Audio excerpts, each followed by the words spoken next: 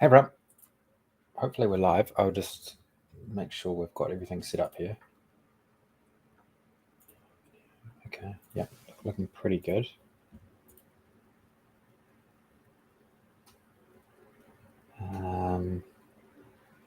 Let me see if I can make this high definition. Just let me know. I'm just to make sure we have a good quality stream.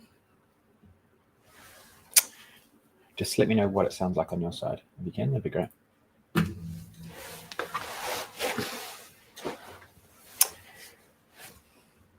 So welcome everyone to this session. I must say it's been a month or so since I did a live call, so I'm looking forward to getting back into it, and looking forward to bouncing ideas off you all and talking about some new and interesting things. To be honest, I've been diving so deep into what it looks like to be a modern data analyst, a modern data professional, and wow, there is some seriously amazing things going on right now. Oh, hey Keith, hey Brian, thanks for joining. So I'm keen to just do a complete freestyle session, and my ambition is to do just more of these because I think that there's just so much happening and changing in our space right now that it's well worth just having some relatively relaxed sessions where we just cover it, right, so that you're across it. I don't have a structure that I want to work through over the next hour or two. I just have a few ideas that I want to cover and really get across to you what big changes are happening and what I think is a just pretty significant inflection point in anything to do with data.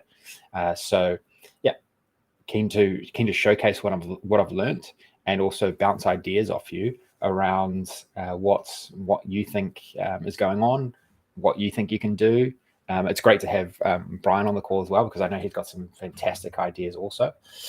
And if you want to jump on with the video as well, I'm more than happy to do that. I can invite you on as a guest and you can chat away as well. We can all chat together. So look, very relaxed. I want this to just be a relaxed session. It's sort of new content that we're going to go through, and we're going to do just an exploration, a freestyle around what you can do as a data analyst, and hopefully I can get across a lot of the ideas and thinking that I've been working through over the past few months to you all as well. So yeah, what do you all think of that? Does that sound good? Sound good to you? I'm just keen to rip into it and showcase a few things. What I was thinking is I was actually going to run through. So we've got a new challenge. We've reintroduced our challenge program over the last week or so. And I was just going to run through my own challenge submission and show you how I would do it, right now. And I think from that, you'll sort of see that we've got this, potentially a new workflow that we can work with, not only in Power BI, but just across the board, right? Like just getting insights. One of the things that I've really come to the conclusion of is that I don't think you have to just settle with one tool anymore. I really think that you can get insights in lots of different ways, and I can just see things coming down the pipe where you are going to have some sort of AI co-pilot or AI sidekick that's going to help you in so many different technologies, maybe even some of the technologies that your raw data actually sits within, right? And so I think it's definitely an evolution of how we do things, but I think it's better. Like that would be my assessment. Okay, I'm just going to share my screen and let's kick into it. Please, let's make this as conversational as we can. I'm keen to really just chat. I'm looking at the chat on the side of my screen, and happy to divert into anyone's thoughts or ideas or questions. I can actually show them up on the screen as well, if you like. Can you? Oh no, you can't see my screen yet. Okay. Hopefully you can see my screen now. Let me know if you can. Yeah, it looks like it's coming through. So hopefully, what's the quality like on your end? Is the quality okay? doesn't seem perfect. So let me see. Oh no, okay, it's on full quality. I zoom. No, I can't zoom.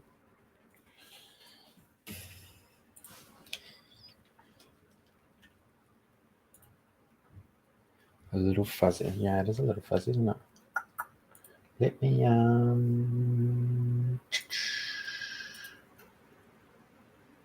me go to full definition here,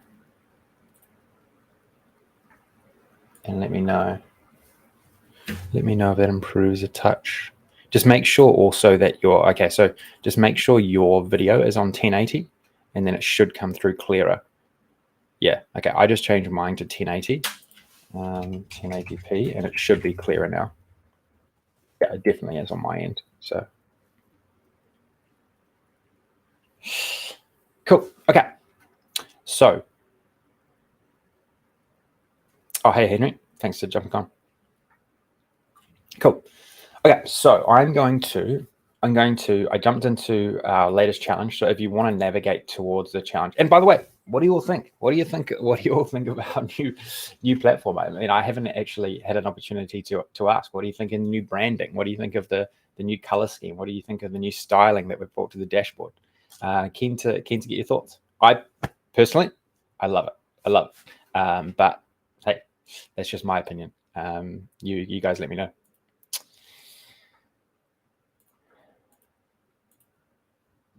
So challenges. So we introduced a new challenge. So if you want to get involved, post this call and maybe use some of the techniques that we discuss here, go for it. Sounds, I think it'd be great to get as many of you involved as possible. One of the things, if you read the challenge here, we really are recommending to not to take less time. Because I know that it's quite a huge undertaking, and it still is in a lot of these other ones I see online. And so you see here that we're recommending to spend 2 hours. And I want to show you how that is a legitimate amount of time under this new workflow, that, you know, particularly using AI and some of the tools that we have available to us. Okay, so it's so much more achievable. That's what we wanted to do, and wanted to bring into our challenge program. And let's see if we can legitimately do that. Okay, so it's about some world happiness data. I don't think it's like that. It's not that complex, but let's just have a quick look. Okay, let's just do a quick evaluation. And look, I'm going to jump to ChatGPT pretty quickly and use that as a way to. Okay, so this has a whole lot of data for us here as well. Okay, so it's just like happiness rankings of countries around the world, and then you can see the sort of change here. Okay. Okay, so this is nothing too complex there. Let's have a look here. So it's not overly hard, right? Not overly hard, but we might have time to go into harder things if we want. Okay, so here is. Okay, so this is just a bit more data about. Okay, yeah, it's just got more points that we can use. Okay, cool. Okay, so now I'm going to save these down somewhere in my folder, somewhere in here. Okay, I'll copy both of these. I'll copy both of them.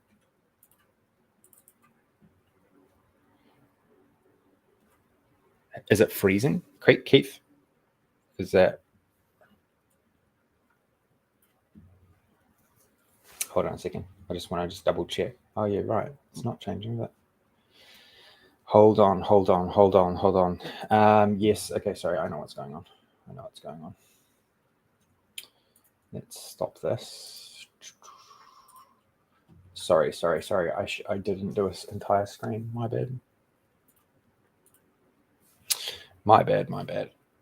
Team. Okay. My bad. Okay. So we're back on. Okay, cool. It's sitting in there. Okay. Hopefully that's all right. Your end now as well.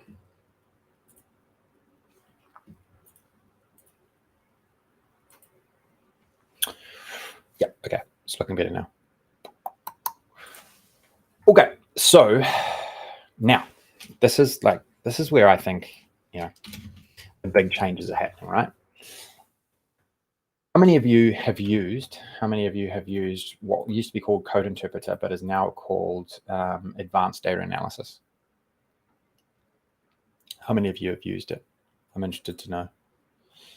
Because this is where I think the real revolution is occurring. Huge revolution, and is opening up so many more opportunities for us. It's kind of crazy. And I think it is just the ultimate sidekick to just discovering insights, but also optimizing what you're doing in other tools, right? And yeah, it's interesting. You know, I know we've got a lot of heavy users of data on the call, but you know, Brian says using it every day. Like, to be honest, the last couple of weeks, I have been too. I have been using it every day myself. It is. I mean, what do you guys think? I mean, I think it's phenomenally good. Like, phenomenally good. When I use it, I think, wow, this is something different. This is some massive inflection, right? That you can get so much help. And so, you know, I'm using it even if I'm doing stuff in Power BI, even when I'm just trying to find insights quickly. I was using it on some of our internal data the other day, and I was like, wow, I just want a quick insight. So I almost bypassed Power BI in that case, because I didn't want to build a model. I didn't want to have to build DAX. I just wanted to quickly find an insight, and I was able to throw it in here and find that insight within 5 minutes. And so that's quite game changing, isn't it? Okay. And this has only been on full release for about a month, right? Maybe slightly more than that, but not too far. I mean, you can use the default ChatGPT as well, just to get advice, which I've done for a while. But this is more specific, right? This can actually really it almost feels like it understands the underlying data. Okay, so can you summarize this for me? What do you think? I'm just looking at the chat here. Do you feel like this technology is just to support what you do inside of, say, Power BI or some other analytics tool, or do you think, do you think it's a replacement? Like, can it replace what you're doing in existing tools?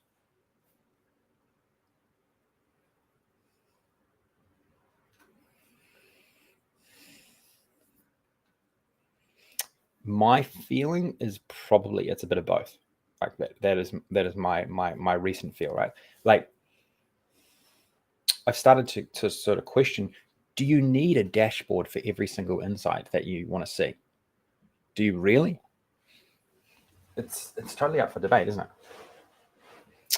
It's totally up for debate. I don't think you do. Like, there's some I think there's some insights where honestly you can just come in here and just like get the answer and be done with it, right? I was working through an example yesterday where I was asking for something specific. I was like, can you tell me the story of the difference between, you know, the data in 2018 to 2019, something like that, something quite specific. And I said, can I have a story about it?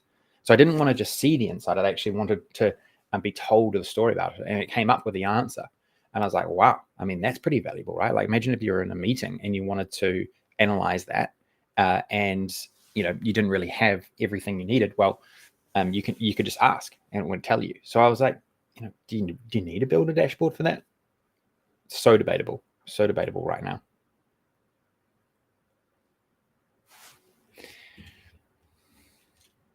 I think, Mike, you make a good point here about the data privacy, and I think that is going to be solved, right? I really do.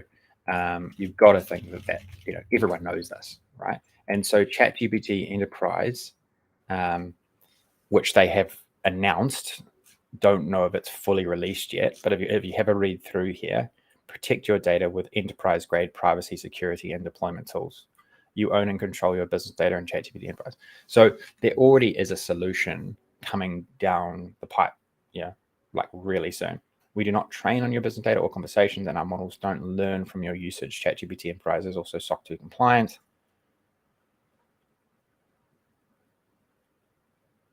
So it's coming, right? It's not like it's not the case right now, but it is definitely coming. See our privacy page in our trust portal for more details on how we treat your data. Yeah.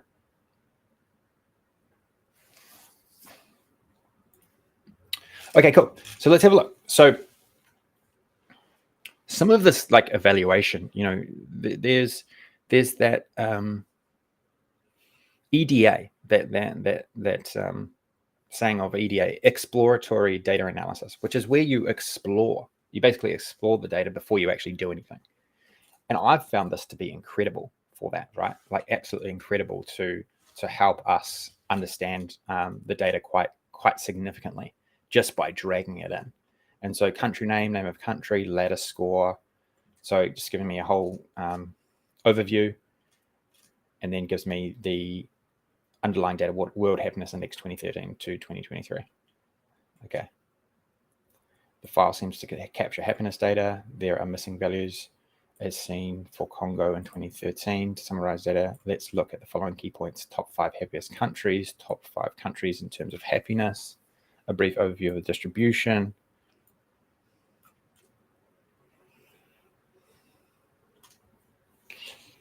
Cool. So it's actually, without me even prompting, like you got to remember, all I prompted was this. I didn't even prompt anything. Isn't that crazy? Isn't that nuts? And it then actually said, okay, well, these are interesting. So it's even doing the initial analysis for you, which is kind of mind blowing. And then it's actually gone and worked them out. Okay. Now, one insight is that sometimes these can be wrong. They honestly can. I was looking through something yesterday, and I'd seen it before, you know, and something I did the week earlier is that when I created a chart, and maybe we can replicate it here, it misinterpreted the chart that it actually showed me. And so we do have to check. I think still we have to check. I just cannot guarantee that these are always correct. I just can't. So I think that's going to be a skill in itself, right? Is to truly know, like, are these for real? Okay, but top 5 happiest countries, that's pretty cool. Bottom 5 in terms of happiness, distribution of happiness scores. So it's already done a lot of statistical analysis, doing a lot of statistical stuff for us already. Next, I'll assess the changes in ranks for selected countries. Wow. Okay, so that would be a cool matrix, right? So maybe we can really dive into it. That way. Here's a summary. Denmark moved from 1 to 2. Finland climbed from 7 to 1. Okay, cool. Wow. This shows that while these countries have been consistently among the top 10, there have been shifts in their relative positions. Is there anything else you'd like to explore? Wow. Okay, cool. Okay, so this is where, you know, I haven't even dived into any tool or anything right now, right? I'm just exploring. I'm just exploring the data, which is what I've been doing. I've been doing this quite extensively. So instead of me, you know, getting too far ahead of myself and thinking about specific insights, I'm going to say, can you recommend some of the top visual insights we could create with this data set?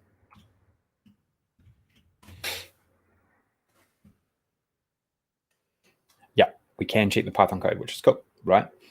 Which is good. But yeah, so like, definitely that's great. Like you absolutely can.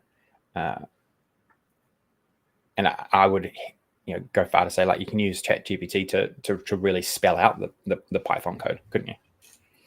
Okay, so let's have a look. So latest score distribution, histogram or density plots, happiness scores across countries,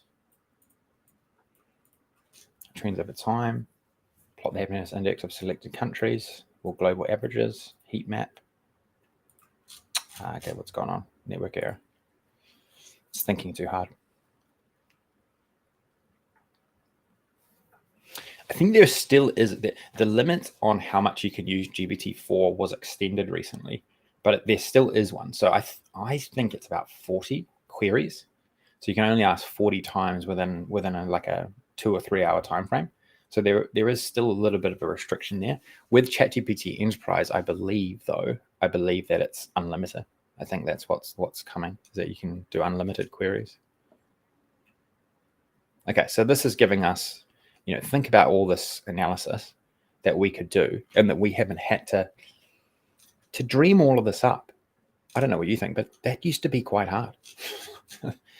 That used to be quite hard, and so we can actually go through these one by one or in groups. Okay, and so I'm just going to say, can you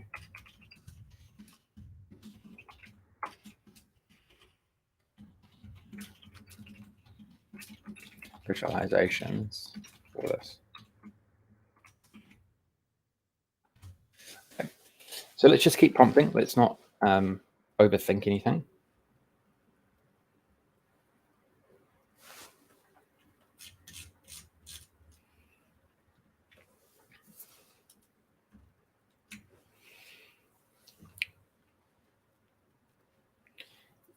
This is just us kickstarting things, right? This is just us beginning things, and I think we can learn a lot. Cool. Okay, so this is a good chart by selecting any countries, right? So this is just the top 5. Well, we could definitely extend this to many different insights. We could say top 20, top 50. We could probably group them, to be honest. Like imagine grouping the top 10 and the 10 to 50, 50 to the 50 and the rest. I mean, that would be quite a heavy visualization, right? Cool. Okay. So nice. Not the best visualization, but mainly because of this legend, but interesting nonetheless.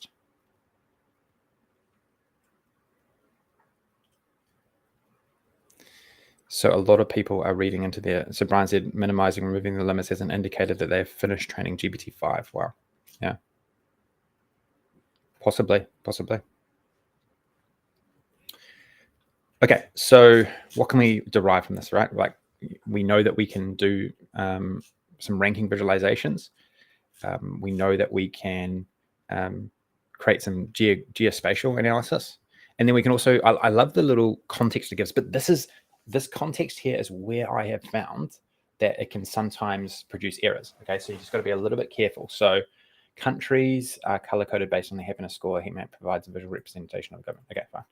From this map, it is evident that regions like Western Europe and North America generally have darker shades. Okay, Western Europe, yep, okay. And in contrast, Africa and Asia show lighter shades. Okay, yeah, it's pretty good analysis, isn't it? Okay, let's ask something specific. Okay, can you show the happiness scores over time for New Zealand and Australia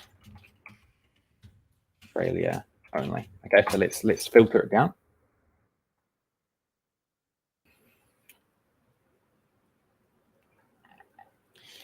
So Data Yoda, what I would like is for GPT to have the ability to analyze a data model. For instance, I hope to envisage a time when one can upload a data model.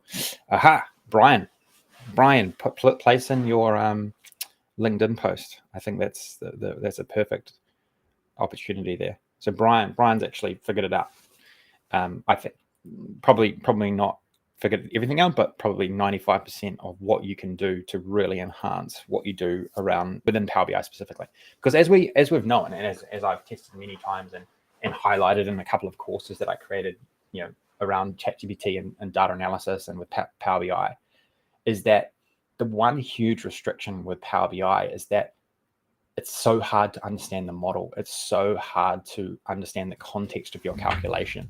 And Brian's come up with a neat little idea around how you can do that. But I'll give you some other thoughts on that shortly as well. Okay, cool. So I've very easily done a filter. We can have a look at the Python that it's written. And it's giving me a pretty, it's pretty decent insight that I can quickly evaluate, right? New Zealand has maintained a relatively stable happiness score over the decade. Australia has also displayed a consistent happiness score throughout the years with a slight dip in 2019. Cool.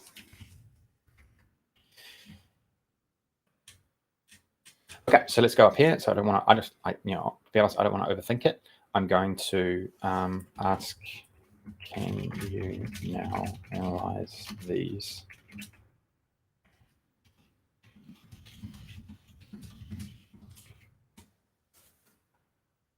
So Brian just popped in something into the chat, which I think is fascinating, really fascinating, right? And you've got to think when I was reading what Brian posted on LinkedIn the other day, I was like, you've got to think Microsoft know that this is what they've got to do. If they want to really make Copilot a winner, they're gonna have to read the data model, aren't they? They're gonna have to, or you'll wonder the value in it, because it's not going to be that useful to have Copilot just spitting out DAX formulas when it doesn't understand the context. It doesn't understand the model in your reports, right? But if it did, it's crazy to think. It's crazy to think how good Copilot could be in terms of your data analysis you do, right? If it could. So remains to be seen. I mean, I have not seen or seen any demos to suggest that or to have used anything. So cool. Okay, so bar charts of the top and bottom. Yep. So that's pretty stock standard. But I like the fact it's so easy, right? It's so easy to create these just with a couple of prompts, and the fact that it's actually added them together, which is interesting, isn't it? They've actually added the top and the bottom in the same chart, which from memory, this would be quite hard to do in Excel or Power BI. I think this particular chart would be quite difficult. So yeah, it would actually. It would be, you'd almost need to create like a supporting table from memory. Okay, so top countries, yep, bottom countries, correlation matrix. Wow, okay, cool. So now let's create a heat map to display the correlation between various factors in happiness score. The factors of interest are GDP per capita, social support, healthy life expectancy, and freedom to make life choices generous. Boom. Okay, cool.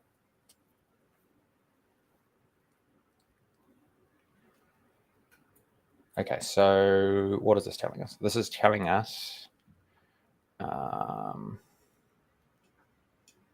okay, so it's the correlation between happiness and things that impact it. So, okay, so if social support is high, I guess that means that there's a high correlation to happiness. If generosity is low, perception of corruption is low, then that's a low correlation with happiness. Yeah, okay, cool. So, oh yeah, and even describes it. So log GDP per capita, social support, and healthy life expectancy have strong positive correlations, which makes sense. This indicates that countries with higher GDP, better social support, yep, freedoms to make life choices, also have a positive correlation, generosity, yep, perception. Okay, so I guess they're sort of saying that these are lower impacting to happiness, lower impacting. These ones down there. Okay, so scatter plots. Wow. Okay, so it just comes up with it so quickly. I mean, man, wow. Scatter plots. Finally, let's create scatter plots of the happiness score against factors like GDP per capita, social support, perceptions of corruption. Okay, so the scatter plot provides a visual representation of the relationship between the happiness score and three selected factors. GDP per capita, a clear positive trend. Social support, another strong positive trend is evident. Perception of corruption, a weak negative correlation. Okay, which again is highlighted through here, right? A negative correlation. Countries with higher perceptions of corruption tend to have limited. Cool. You know what really sticks out to me, and I'm keen to get your thoughts on here. The way that it actually describes the insight. To me, this is the really impactful thing, because you can create charts in a dashboard, right? But your consumer still needs to evaluate it. They still need to comprehend it. But here, the ability to really spell it out is what really takes us to another level, doesn't it? Like, I find myself, I stare at this and I think, okay, what is this? it takes me a while to comprehend. I'm sure it does for most people. But when I read it, I think, wow, okay, yeah, okay, makes sense. I'm backing up the visual with a narrative that makes the visual easy to understand. So what do you think? What do you all think? Overall, these visualizations reinforce the findings from the correlation matrix and provide a clear picture of the relationships between key factors and happiness scores. Yeah, totally. Okay, let's do a few more. So we're still just evaluating, aren't we? Scatter plots. Okay, so let's go for gold. Let's do 5 at a time.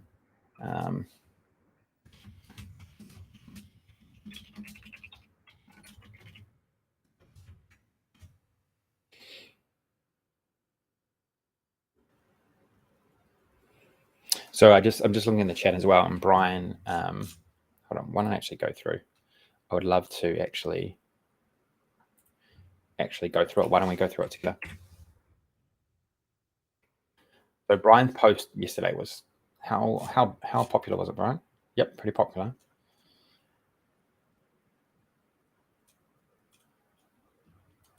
Cool. There's a lot to discuss here. But one of the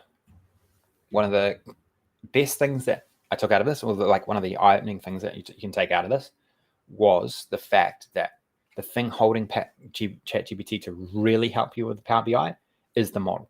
And by feeding into, and this has only been possible recently, right? Because you couldn't really do this. You could only really do this with advanced data analysis or historically code interpreter, which really takes in the data sets, right? Because before you had to copy and paste the data sets into ChatGPT or GPT-4, okay? But now you can actually feed in a spreadsheet in combination with the data from your model and tell advanced data analysis what all your relationships are, which makes it easier for it to understand how to work through evaluation context, how to work through row context in the in your model, okay? And so through Monkey Tools, which is by Ken Pauls, you can download in a nice format all of the key attributes of your report, or what Power BI would, how Microsoft would say is a Power BI data set, right? So relationship summary, table, column stats, and measure stats. Wow. Okay, so you can even download all of the existing DAX code that you have. Wow, that's pretty cool. That is amazing. Also, Brian, what would be so amazing here, because this is one of the toughest things, I think, when you pick up a model, is can it provide recommendations on how to improve a model, right? Because so many times you'll get a report and it'll be just a mess of tables. It'll be massively overblown. Do you think that through this method you could actually get recommendations on improving not only individual formulas but the entire model itself? That would be really quite fascinating.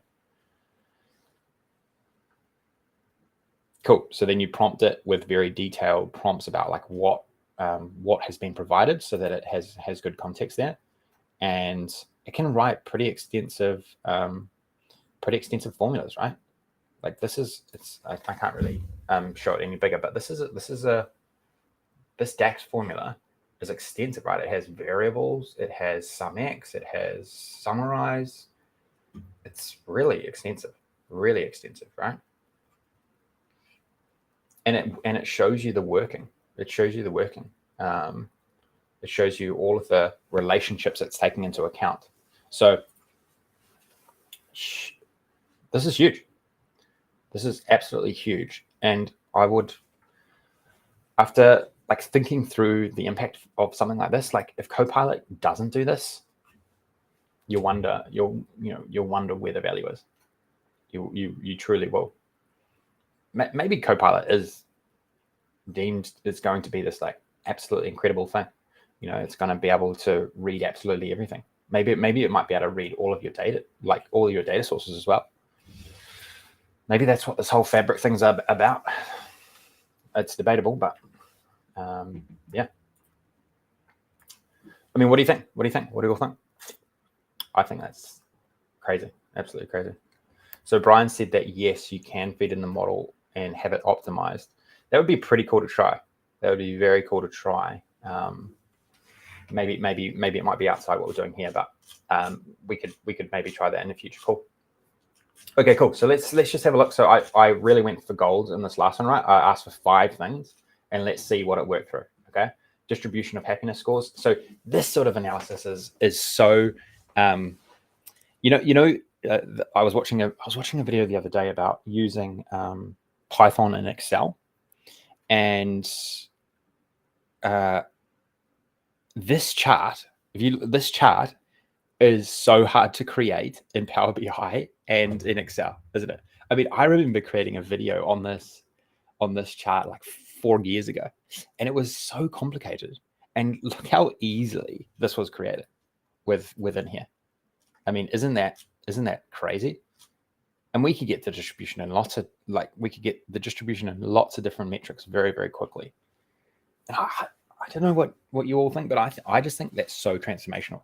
This used to be hard, but it is not when you do it like this.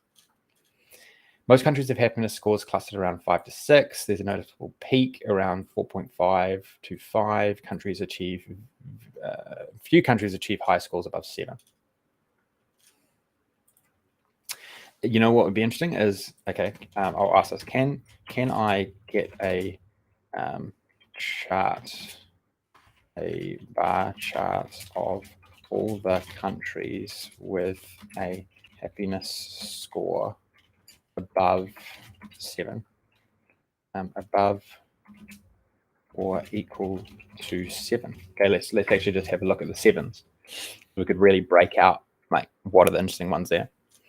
Rank change visual. Next, we'll create a visualization to show the change in ranks for the top 10 countries. Wow. Okay, cool. You know what would be an interesting insight? What are the best performing, the top 10? This would be a great one to go off the back of this. What are the top 10 best performing countries by change in rank over a 10-year period, right?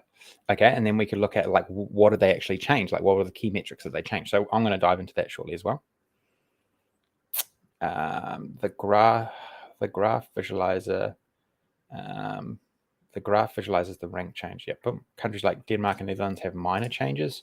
So this is where I usually find it getting a bit lost. See, this is interesting though. Okay, so look at this one. It is quite hard to read this visualization, isn't it? Like this is not a great visualization. I wonder if we can improve the colors a little bit. We probably can. So maybe that's another thing we could do. Similarly, Iceland and Israel have noticeable progress in their rankings. Box plot of regional happiness. Wow. Okay, so it's broken it down by region. Very cool. Okay, so we can dive into that deeper. Unfortunately, the provided dataset does not contain regional information. However, we use GeoPandas. Okay, so it actually figured it out by itself. Wow. Which includes contingent data as a proxy for regions. Using this, we can create a box plot. Wow. Okay, amazing. Okay, yeah, wow. Okay, crazy. So it just builds it out. Next, we'll create a scatter plot comparing generosity scores to happiness scores to observe any potential correlation. Okay, there is a wide distribution across varying levels of generosity. While there are countries with high happiness scores and low generosity, there are also countries with high happiness. Okay, the relationship is very strong, suggesting that while generosity might play a role. Boom. Okay, amazing. Time series decomposition. The time series overall happiness score. Wow. Okay, cool. Oh, okay, this is just a little bit more advanced. Trend component. Wow, it's sort of it's trying to highlight the trend. Okay, cool. So let's dive into a little bit deeper. So I know I haven't really used anything else other than this, but what, like, would you doubt why I wouldn't? Like, this is pretty amazing. when I'm finding out all of this without really having to do much, I mean, why do anything else until you really have to? So, yes. Okay. So, this is a big difference. So here's one thing that I obviously know, like Power BI, right? Power BI, and even, you could probably say Excel, and things like Tableau and other tools. They're great for dynamic analysis. Well, dynamic visualizations, right? So we can be analyzing it, and we can click on a visual and then get a dynamic insight. This isn't dynamic. This is obviously static, but it is certainly dynamic in the way that we can dive into it, right? So it's different. It's certainly different, but not any worse. It's to me, it's just different. And I don't know, maybe you could say it's better. You've got to be realistic, right? Finland leads the pack. Okay, a significant number of countries with happiness scores in the range 7 to 7.5, with fewer exceeding the 7.5 threshold. Okay, yeah. This visualization provides a quick comparative view of countries. Okay, wow. Okay, so that's pretty interesting, right? Okay, so I wanna just have a quick look here. I wanna ask it to actually create a better visualization. Can you create a better visual here for this insight? I need more differentiation in the colors. Let's see if it comes up with something better.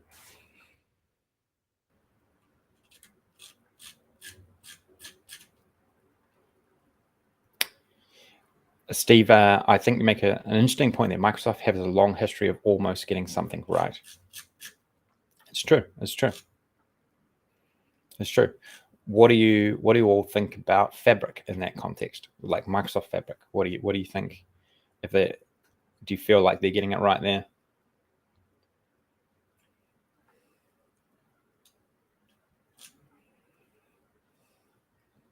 Wow. Okay, cool. So you can even manipulate, and I bet you that it just changed the Python code a little bit.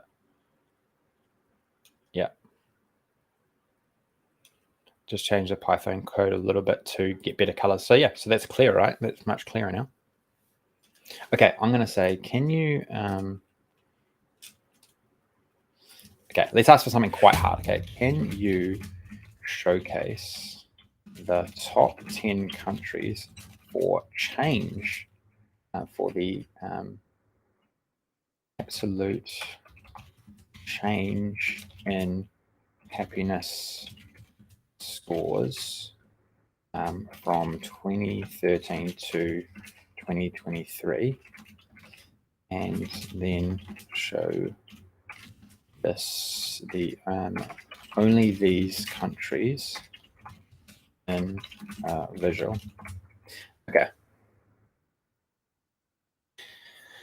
Having used Fabric almost feels like too big a change.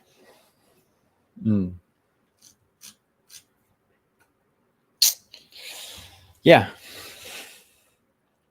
I'm unsure. I'm unsure with Fabric. I like, the thing that kind of concerns me is so Microsoft are going off in this, like everything's about Fabric, right? But then we use this, and we're just like, isn't this the biggest thing that's happened in data, like by like a long way? Like, why isn't this the focus? Why isn't building this into Power BI the focus? That's kind of like what I'm conflicted on. I'm like, okay, so they're going in this direction where you got to use all these complicated things in Fabric, which, I mean, didn't these exist before? And then we are literally looking at the most amazing technology and data that's probably happened for like 20 years, and I don't see that happening. I don't see this. I don't see the push here to integrate this. Like, I would pay an extra $20 a month if this was just in Power BI, probably. So, just build a. But anyway, I don't want to get too negative about it. But that's just an insight that I'm having right now, and sort of just questioning it. I think, Steve, you mentioned a valuable thing, like they're very good at almost getting it right. Look, one of the things I remember is that pre-Power BI, Microsoft got data analytics so wrong for so long. Like, I mean, they had like a decade of poor decisions around it, right? Like Excel just dominated. And so, I hope that I hope that's not the case again. I really do. I like the idea of parquet files, as it means you don't double the data set size on refresh. Cool. I don't know enough about it. I don't know enough about that. And sometimes I sort of feel like, does anyone know or care about that? Like does the general user of Power BI really care? Like, yeah, that is truly open to debate. Okay, cool. Okay, so look, let's ask something quite complex here. Certainly, first we'll compute the absolute change in happiness scores for all countries from 2013 to 2023. Then we'll identify the top 10 countries with the largest absolute changes. Wow, okay, cool. So it didn't actually do the positive changes, it did the negative changes, but, oh no, it did some positive. I mean, wow, okay, that's pretty crazy, right? It actually did the absolute, so it took into account ones that were positive and ones that were negative. Wow, okay, amazing. Lebanon and Afghanistan display a sharp decline in happiness score over the decade. Like, you tell me, like, this would take a while to analyze, right? This legitimately would take you a long time to figure out how to create in Power BI. You'd have to work out what the absolute changes were. Then you'd have to do a ranking formula. I mean, it's doable. It's definitely doable, but not really, really simple. Venezuela also shows a significant drop. Bulgaria, Lithuania, Serbia manifest an upward trend. Zimbabwe, Congo don't have fluctuations. The visualization helps in understanding the trajectories of the countries that have experienced notable changes, whether positive or negative.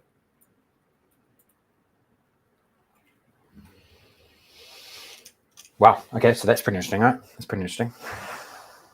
What else? Let me know in the chat. I'm enjoying the conversation. I'm enjoying the conversation. Is there anything that you think we should test this out? Let's really push it. I want to really push it hard. I want to see how complex we can get. Things that would ordinarily be really difficult. Let's try to do them here. Okay. One thing that I think would be quite difficult is like segmentation. Okay. Let's do segmentation. Okay. Let's have a look. Okay. Let's have a look at the. Okay. I'm gonna ask. Can you calculate the average happiness score for the top 20, then 20 to 50 ranked, and then the rest, and show that in a bar chart? Okay, so that's like dynamic segmentation. That is traditionally quite hard. Okay, so I'm going to ask it to do exactly that. And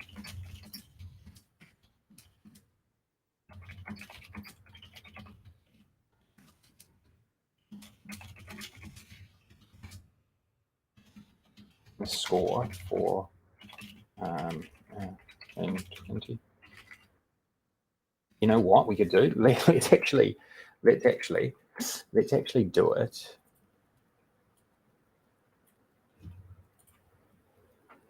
I'm going to open this up. Does this give me the happiness scores? Let's even make this even harder. Let's make this even harder. Okay, so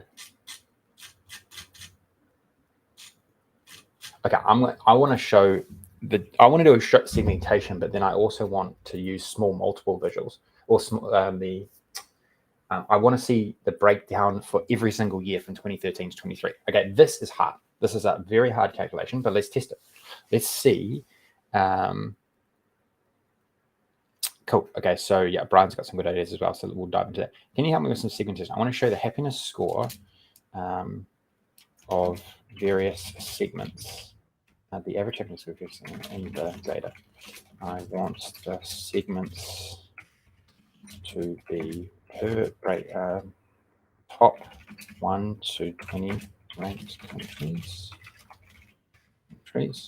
Then 21 to 50 ranked, then the rest. I want to see this as a bar chart with 3 bars. Then I want to see a chart, so a new chart for each different year from 2013 to 2023. Okay, let's see. Okay, so a couple of things in the chat is another consideration is that they are still use cases that require reports to be pushed or emailed to people, paginated reports. Totally agree. Yep, totally agree. And I don't think that's going anywhere. Like I'm not saying I don't think this is going to be a total takeover from AI. Definitely not. I think that everything's just going to work in combination. But I think from a exploratory point of view, I mean, like this is the most superior exploring of data I think you could imagine. Steve said, interesting that Sam Altman is saying that a 1 million character context window is a reality in the next 18 months. Like, that is kind of amazing when you, wow, okay, this is actually going to work. Wow.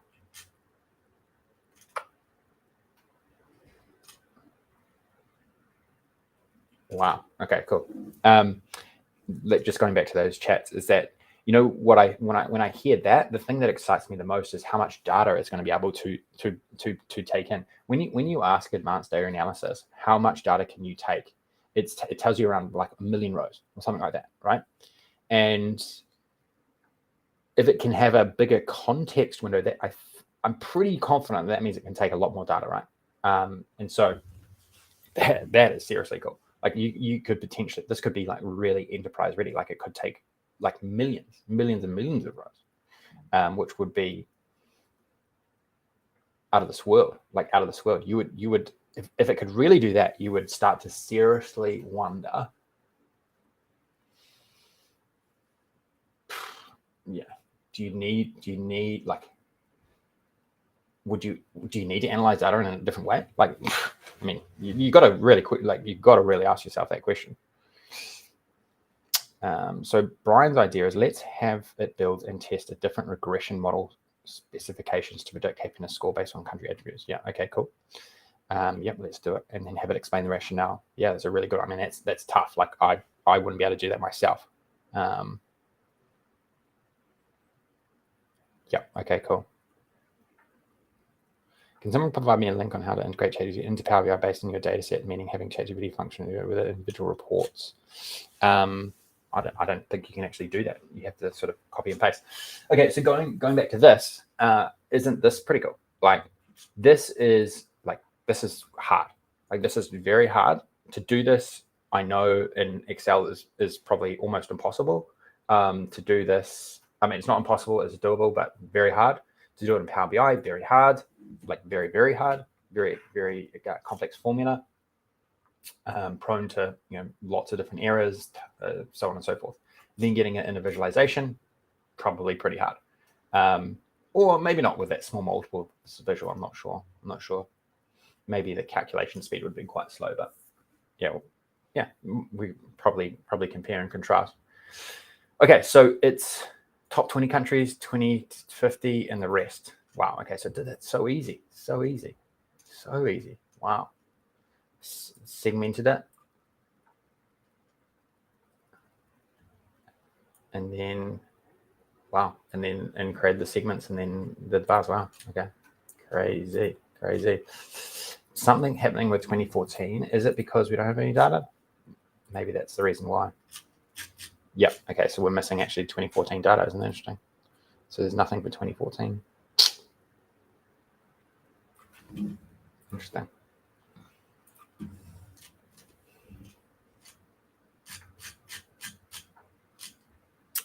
The series of bar charts showcases the average happiness score segmented by ranking groups. Wow. Okay, cool. So observations, the top 20 segment consistently has the highest average. Yeah, okay, that's pretty obvious, isn't it?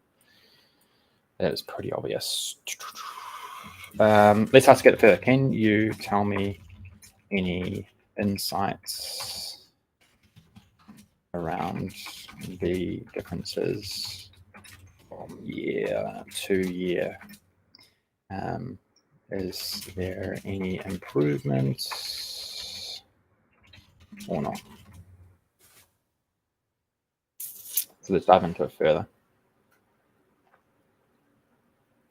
My question to you all is that what are you most happy with? Are you happy with a dashboard where you can click on visuals and see filters, or would you just be happy with if it was very in depth, would you be happy with a whole range of text with a little bit of supporting charts, like a few visuals to support the story that was being told inside some text? I'm keen to get your thoughts on what you would prefer.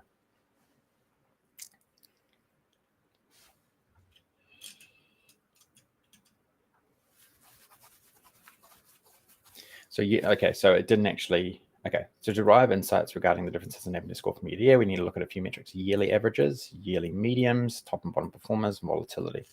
Wow. Okay, let's start by computing the yearly averages and mediums. Okay, so small increases in average and mediums. Wow. Okay, cool.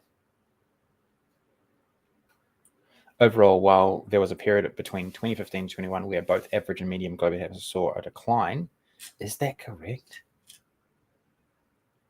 Oh, okay, no, it is correct. It did decline. It did decline. I wonder why. Went up during we all were happier around COVID. That sounds a bit weird, isn't it? But when both average and medium saw a decline, there seems to be a recent improvement in stabilization. Okay, well, that is correct based on the data that it's suggested here.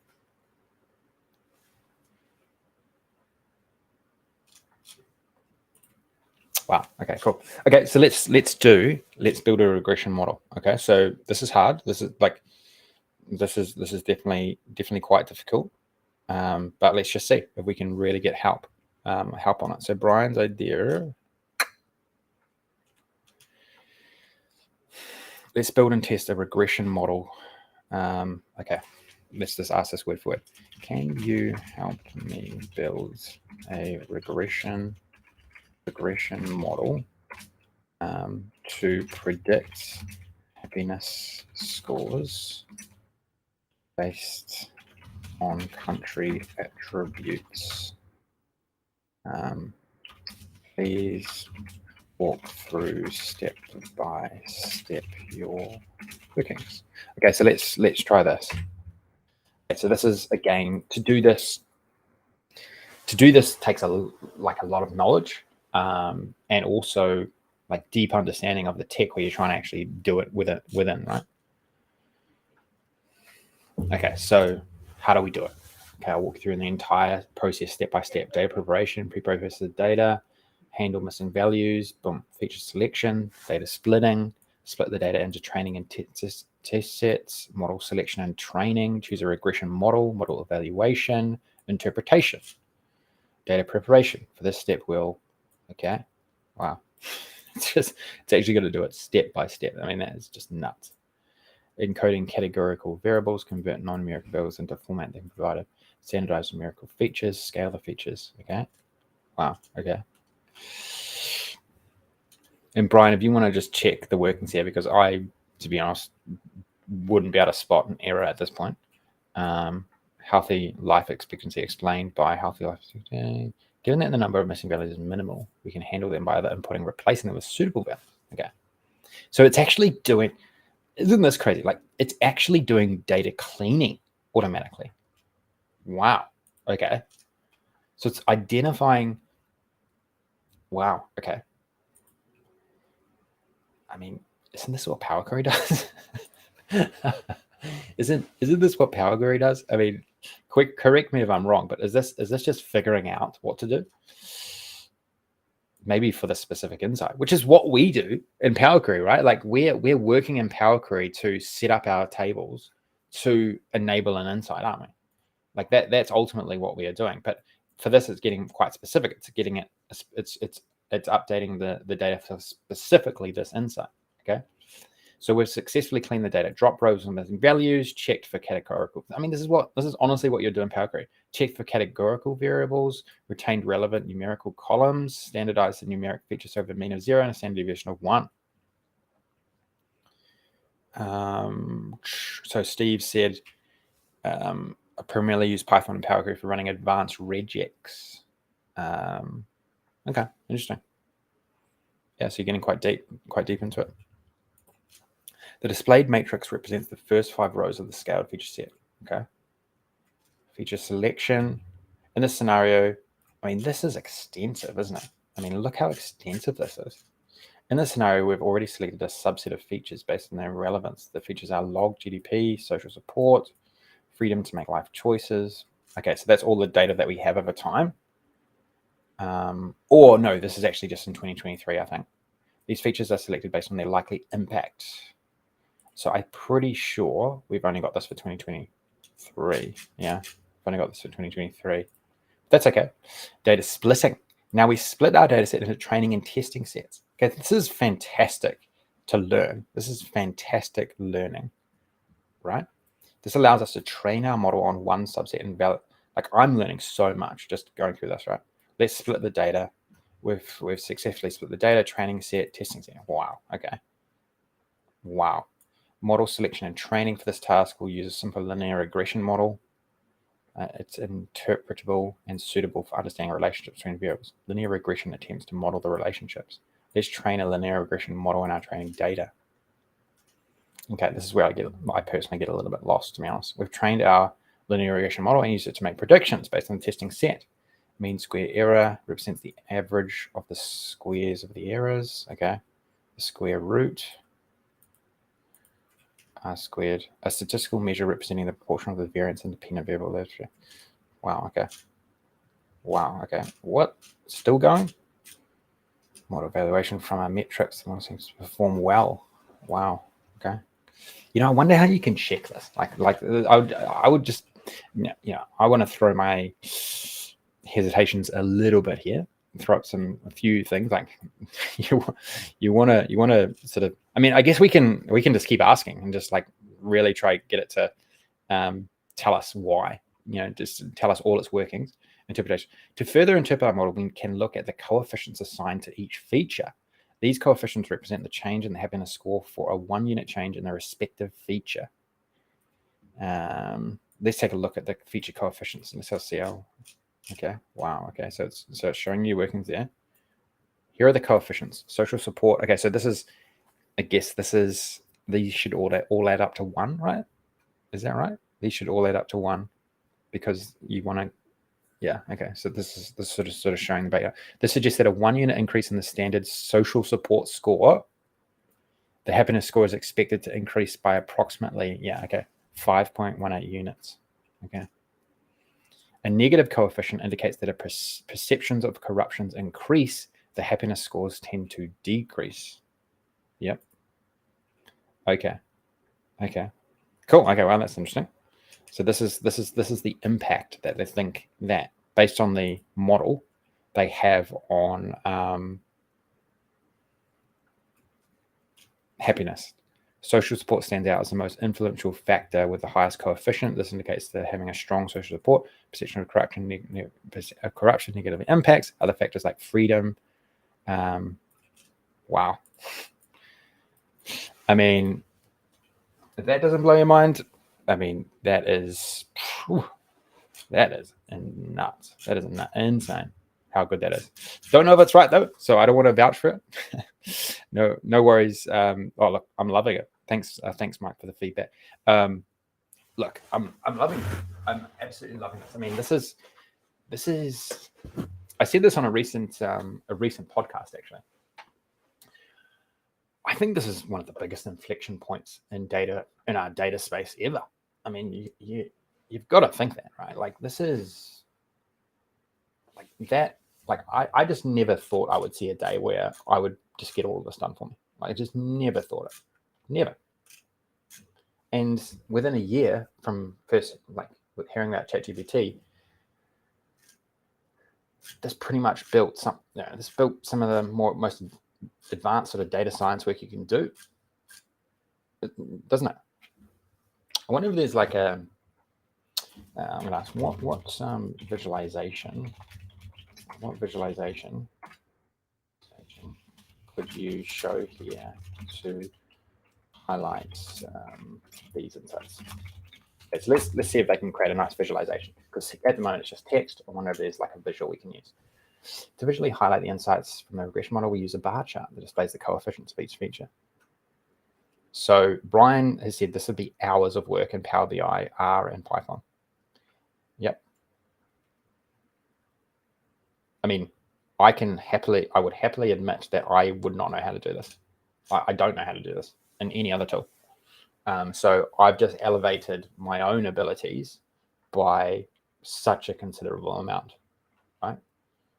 You know, and I've learned so much just from this one thread. Okay, so this visualization will allow us to easily compare the relative importance of each feature. Okay, so social support. It's interesting. It's interesting. Like in America, you have no social support. So I wonder where America is ranked. Based. Can you? I wonder what would be interesting. Okay, no, let's actually off that. Brian said, have it predict happiness based on a regression model and plot the residuals.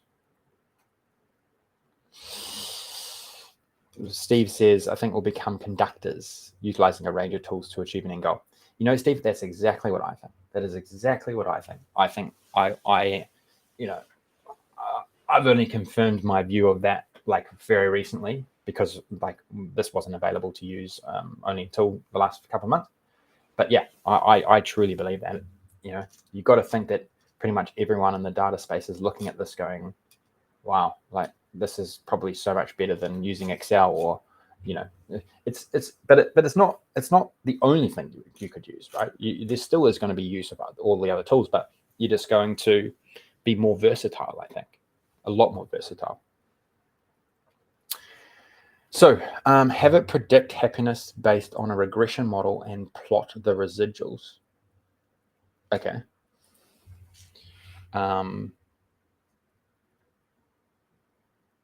Okay, so I'm just going to copy your thing, Brian, if that's right. Plot the residuals. Using the regression model you did about, calculate the predicted happiness values and plot the residuals. Okay, let's have a look. To calculate the predicted happiness values using our regression model, we'll use the entire 23 data set to get the predicted happiness scores. Once we have the predicted values, we can compute the residuals. You know, one of the things that I saw where this is really good in Excel or really good in Power BI is there's no dynamic aspect to this. So, there probably is. There probably is, actually. There probably is. But you would have to type it out each time. It's not like you could change a filter or change a slider and then sort of see what that impact would have on the predicted happiness score. So there's definitely, you know, there's definitely some restrictions in the UI that we have here. But who knows, maybe they'll change. To calculate the predicted happiness values using our regression model, we use once we have the predicted values, we can compute the residuals, then we'll plot these residuals. Okay, let's begin by calculating the predicted happiness score for the 2023 data set. Okay. Each point represents a country. Okay. Horizontal red line represents perfect prediction. If a point lies on this line, it means the model's prediction was spot on for that country. Okay. Points above the line indicate that the model under-predicted the happiness score. Points below the line indicate the model over-predicted the happiness score. Okay. A majority of the residuals are clustered around the 0 line, suggesting that our model's predictions are generally accurate. There are a few notable deviations, especially for countries with higher happiness scores. This indicates that while our model captures the general trend, there are specific nuances or factors for certain countries that the model might not be fully accounted for.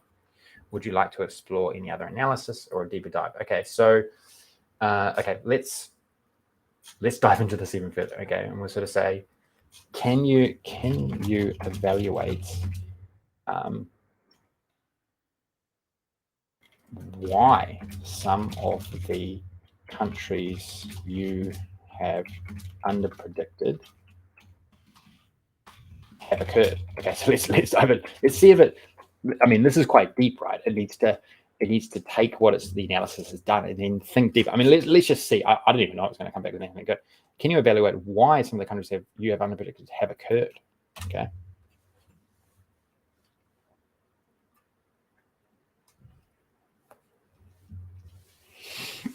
Certainly, analyzing why certain predictions are off can provide insights into potential limitations. To investigate why our model underpredicted, we can identify the underpredicted countries, extract countries where the residuals are noticeably positive.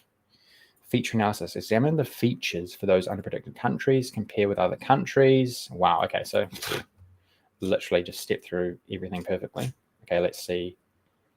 The table above lists the countries for where our regression model is notably underpredicted. Congo, Guinea, Israel, Ivory Coast, Honduras. Now let's understand, investigate the features of these countries and see if there's any patterns or anomalies.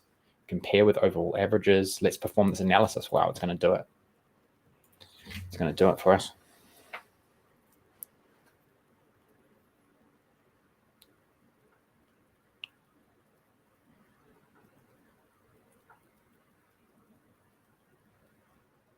It's only going to do it based on the data. It's not going to think outside the data. Like, because you've got to think maybe it could be weather, it could be geography, it could be transportation. There's lots of other things that it could be. Here's a comparison, but I wonder if it actually can think that broadly. Here's a comparison of the features. Logged GDP, average for underpredicted countries. The underpredicted countries on average have a slightly lower GDP than the overall average. Social support, the underpredicted countries have a notably lower social support scores. Life expectancy for the underpredicted countries is lower. Wow, okay. I mean, that's kind of crazy. Conclusions. The underpredicted countries generally have lower scores in GDP, social support, health, life expectancy, and freedom compared to other countries. Okay, so it's over. It's what is it? Underpredicting. It's underpredicting scores. I mean, you can sometimes get a bit lost in what you're analyzing here, can't you? This could suggest that while these factors are crucial in determining happiness, other unmodeled factors might be influencing happiness scores in these countries. Okay, wow. Can you think of anything outside this data set which could be impacting these results? Think more broadly and just creatively. Okay. Okay, Brian's got another good one. Certainly the happiness of countries' population can be influenced by myriad factors. Historical context. Wow, okay, cool. So it's getting creative now. Cultural values. Some cultures might prioritize community, family ties, or spiritual values over wealth. Political stability. Environmental factors. I mean, this is just a crazy list. Dietary habits, the Mediterranean diet, education system. Oh my God, it's amazing. That is amazing.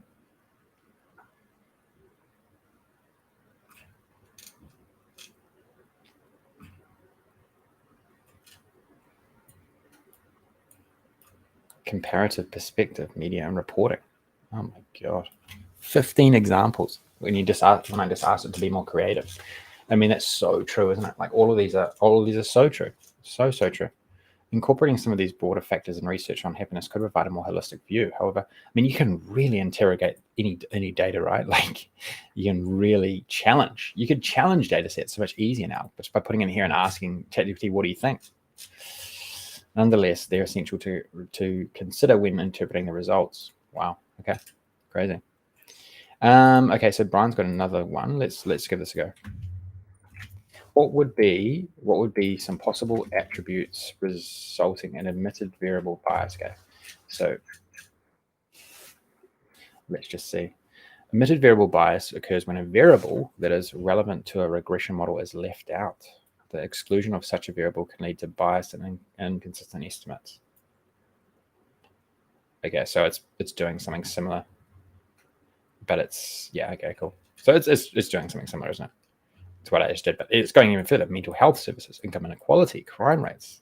I mean, wow. Okay, educational opportunities, public transport, hustling. I mean, wow. Okay, wow. I mean, when I see this, I just think that anyone's analysis can just become so much more robust, can't it? So much more in depth and robust very quickly. Like it's really, really enhancing our abilities. Okay, let's try something. Run a Ramsey reset test. Okay, Brian's got some good ideas here. I don't even know what a Ramsey reset test is, but I'm sure it will tell me. Ramsey regression equation is used to test the functional form of a linear regression model. Specifically, it tests whether non-linear combinations of the predictors can help explain the variance and the variance. Okay. Well, that's a bit of a food salad, but let's see.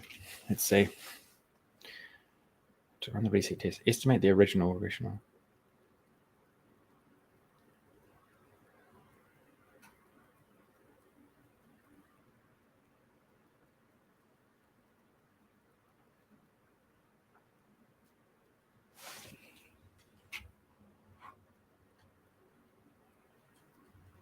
Steve makes a really good point. It'll be interesting if it can validate. Can it reach out to statistical websites with like reputable statistical websites to validate the data, or potentially to search for this sort of data, right? Like this data wasn't in our data set, but could it go and find it? Could it go and find it and bring it into the data set dynamically? My feeling on that is that it is probably possible, but I think you're going to need more compute, or you're going to need it to be faster. I also think that there is already things in the works like LangChain, where you can sort of create AI agents that work off the back of a prompt. So I think it's going to happen. I really do. After playing around with this quite a bit. Well, just through this one example, I mean, this was a real deep dive. I mean, this was like phenomenally good, phenomenally interesting. And it just keeps taking us down another layer, down another layer, down another layer. Even takes us outside, enables us to think outside our original data set, which I find quite fascinating. You know what I truly believe as well is I don't believe that our challenges have to be done in a data analytics tool anymore. I am so I have a strong view that you can use anything. Like I am going to copy and paste the insights that we have generated here into my challenge submission. Like we are within our challenges, we're just gonna find the best insights. Regardless of what tool we use, we are going to we want to find the most interesting insights, and that's part of the challenge. Okay. And hopefully I also showcased to you, like, I think 2 hours is a legitimate time limit, right? Like what we've been going for an hour and we've found some pretty good insights. We could then plot these in Excel. We could then plot them in Power BI.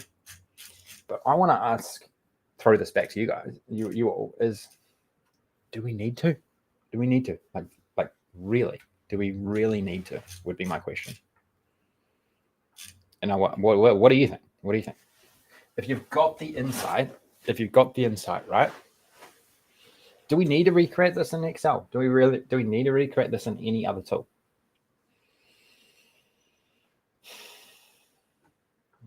I'm not sure. I'm honestly not sure myself. To me, that just seems like duplicated effort, in my opinion. But I could be wrong there. Okay, what else? What else could be interesting here? What else?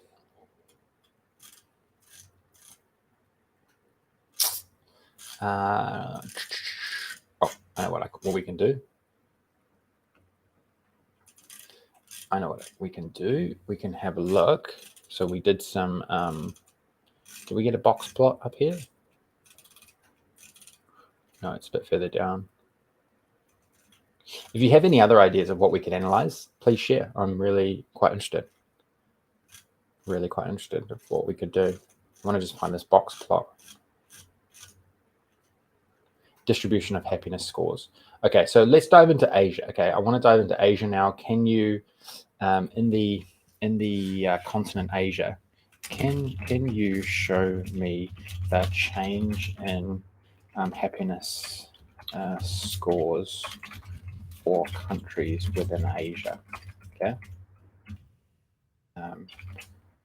I want to see the changes over time. Can you make the visual easy to analyze with different colors used? Okay, let's see what it comes up with here.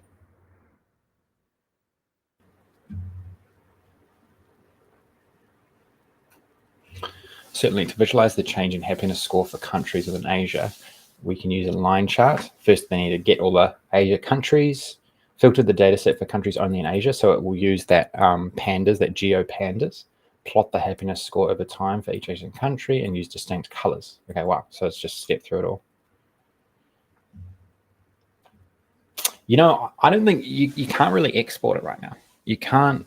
And I also don't love the look of all the visuals. So there's, you know, you're not able to create really compelling visuals as much, but it's, yeah. So there's some definite downside if you feel like you need good dashboards, if you feel like you need good visualizations, if you feel like you need dynamic reports that enable filters and etc. I mean, this is a different way of like data exploration. There's no doubt about it. Totally different.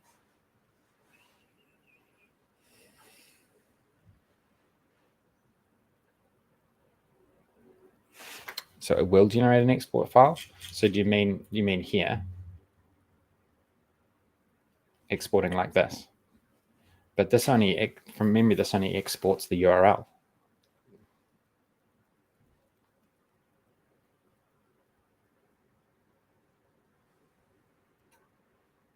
Once you get your final analysis all set, you just save the prompts in a text file, and then when the data is updated, you can just upload the prompt file and run it automatically. Ah, interesting. Okay, wow. That's cool. That's really cool. I'll have to explore that more. I haven't actually done that, but that's really interesting, Brian. Really interesting. Okay, so it's falling over here, which is interesting, for something that I don't think was that hard. So maybe it's reached its context max. I don't know. Maybe it's going to ask me to re-put in the data sets. Yeah. Okay. You know, I did have this happen the other day, and maybe it's not able to reach back as far to go and see the initial data sets. I might have to re-enter them.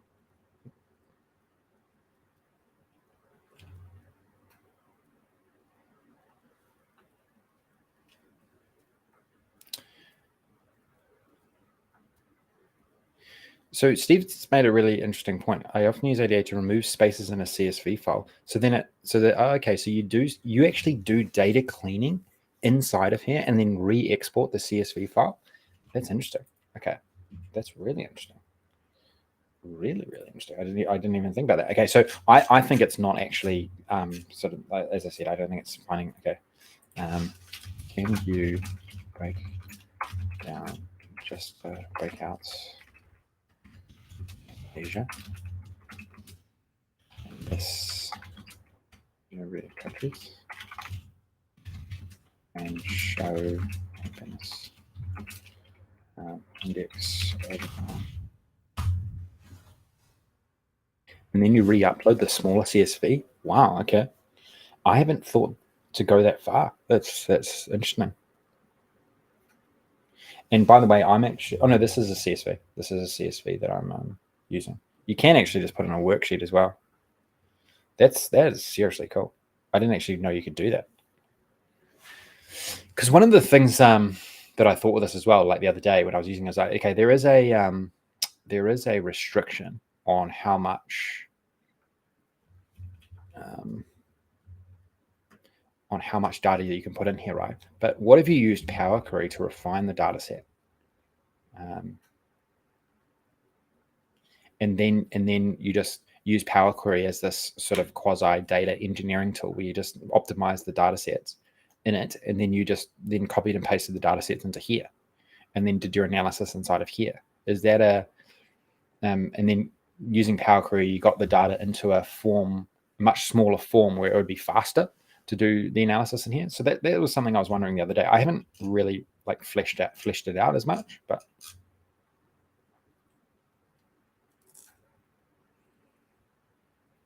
wow, okay, so that's pretty cool. It's pretty cool. But it's a pretty comprehensive chart, isn't it?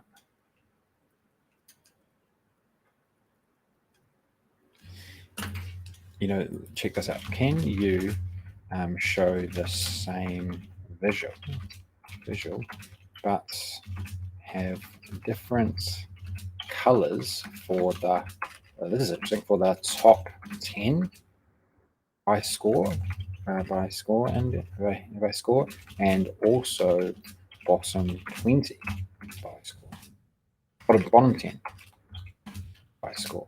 Okay, so this is just changing how the visualization is showcased, because that's not like, when I look at this, I don't see this as very clear, right? It's quite hard to understand anything.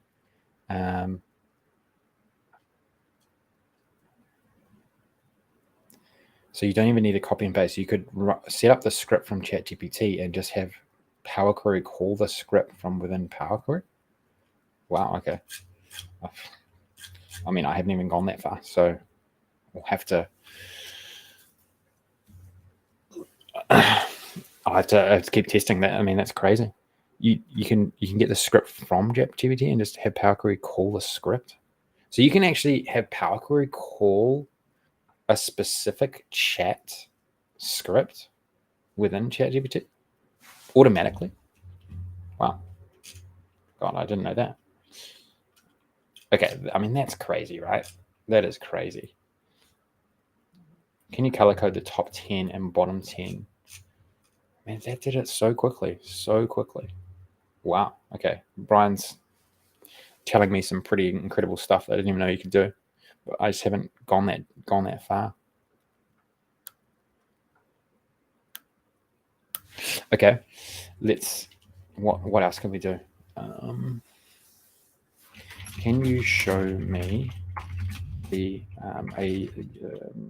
visualizations similar to the above, but show for each different continent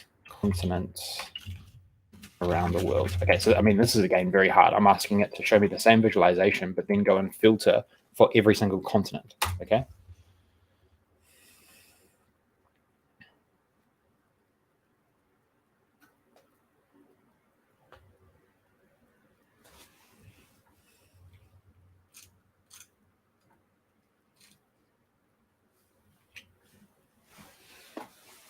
And I guess you could,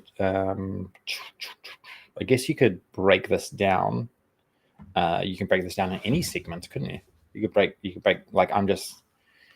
So we don't have the regional information here. You know, probably what would be better to get this done quicker is doing what Steve said earlier. Is why not actually use that GeoPandas to recreate a new CSV?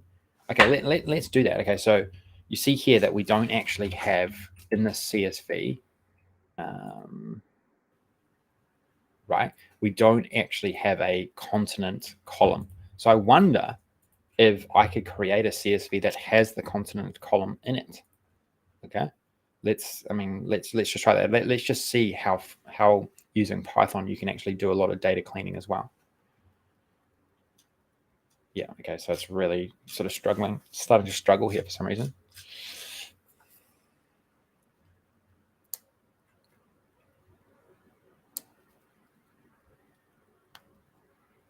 And maybe my prompt just wasn't specific enough. Maybe it's sort of having to just figure out too much. And let's just see actually what it's actually doing.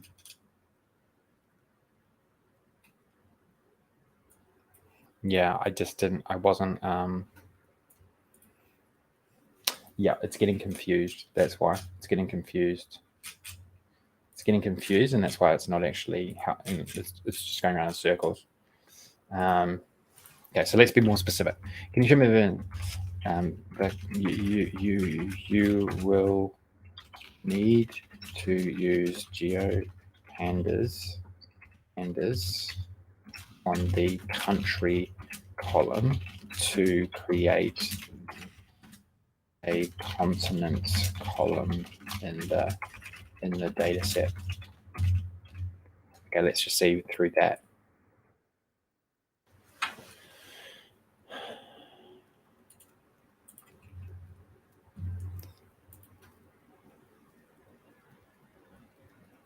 Cool. Brian's got a great, looks like a great presentation.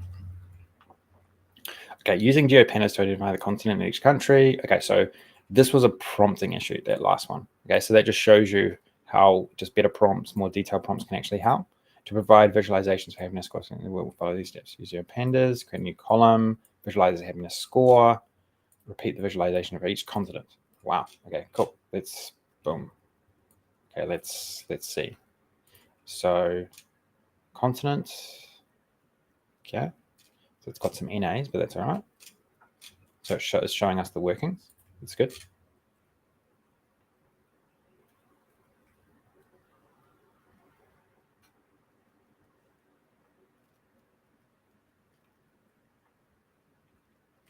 It's going to manually assign. Wow. United States? It doesn't know the continent of the United States. Man, that's a bit weird. I thought it was a bit smarter than that.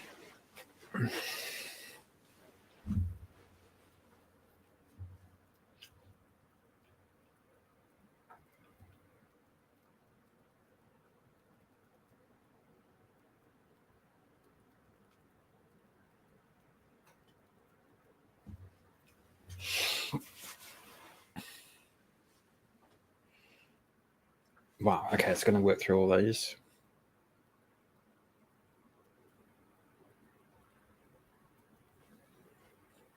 I debated this point with this particular one. Like, I think you could do this better within Power BI, probably. You could create a more compelling visualization in Power BI using this, I reckon.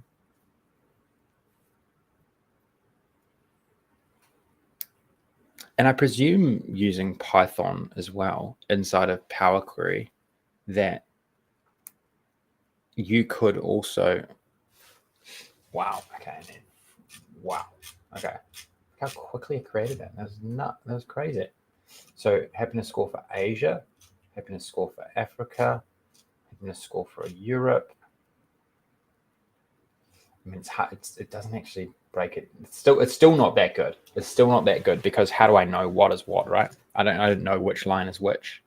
It needs to differentiate it a little bit better. Still pretty cool though that it did so much there. I think, like, my feeling is, if like, it would take a lot longer in Power BI for sure, but you could make it more dynamic and probably more better visually inside of Power BI, no doubt about it. But it's still good for ideas, isn't it? Like, this is still good for ideas around what we could visualize for sure. You would need to improve these visualizations though. I mean, that really, you can't differentiate between any of these. How do we know what is what?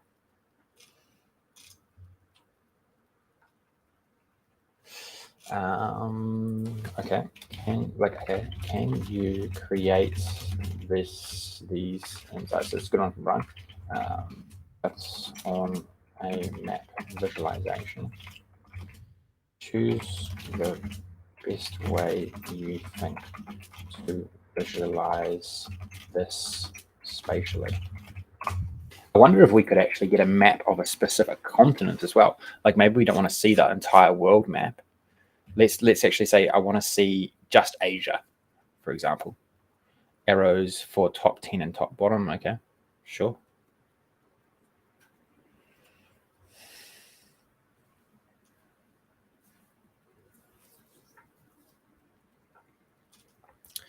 I presume that within the Python language, there is a lot of visualizations for different regions, right? So this will be interesting. Wow, cool. That's cool, isn't it?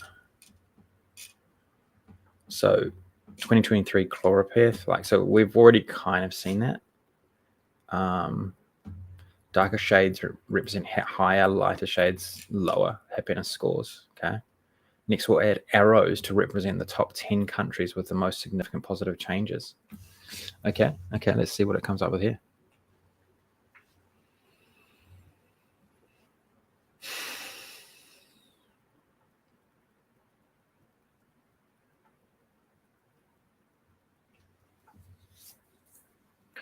And then I'm going to dive into specific regions as well. This is quite a tough one. It's asking to put little arrows in certain regions. Okay, well, it's tried to, but you can't really see them. It's not very helpful, is it? It's got little dots there, but it's not really working. Okay. Don't worry about the arrows. Can you just showcase the different continents only on different map visuals? Okay, let's see if it can break down by continent.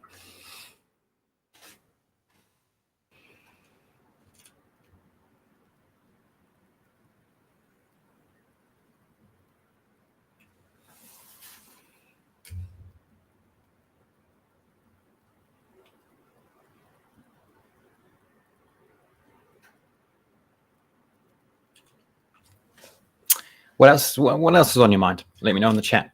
What else are you thinking? What else are you hoping for? What else comes to mind when we work through examples like this? Is this enjoyable? Like, is this content is this content that I can keep doing and you'd enjoy watching?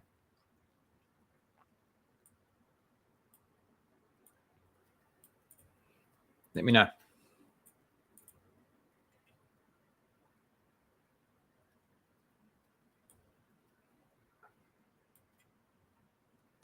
Okay, so it's really starting to break down now, isn't it?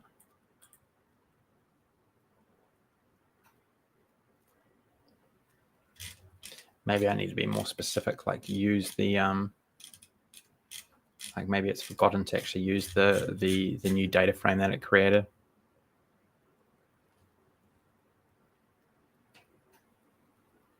So Steve's asked, broaden the range of Python libraries ADA will use. What like which is there better libraries out there already that it doesn't use?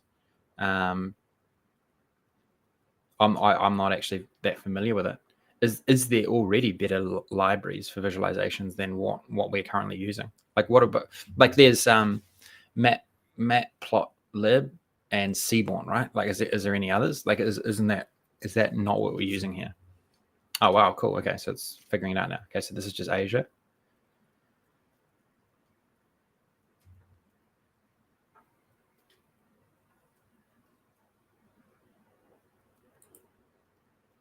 Okay. Well, this is pretty cool, right? It's breaking it down now by, I mean, this is so interesting. This is so interesting. Happiness scores for Europe, North America. For some reason, the US is not in there, which is just so weird. And then for, wow, that's pretty cool. That is very cool. Okay, so let's ask. Yeah.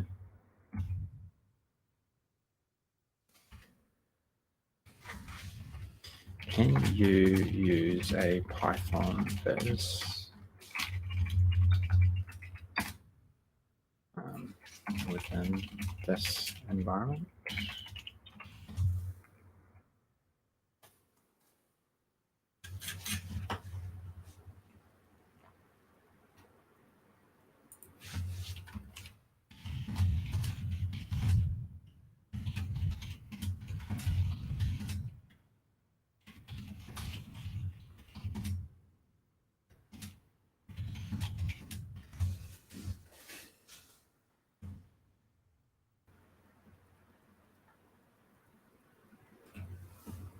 Right, so we'll get an error shortly. Okay.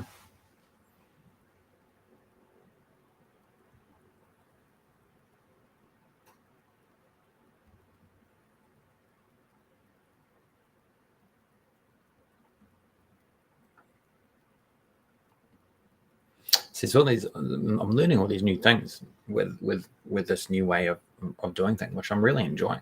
I'm really enjoying learning this new stuff. Like, it's so fascinating. I'm presuming you guys are all too. Like, there's no doubt also this just makes you better in Power BI as well, doesn't it?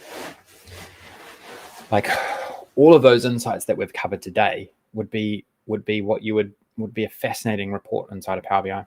No doubt about it. Really fascinating. Yeah, right. Okay. So it's going to struggle. It's going to struggle to do it. Yeah, interesting. Okay. So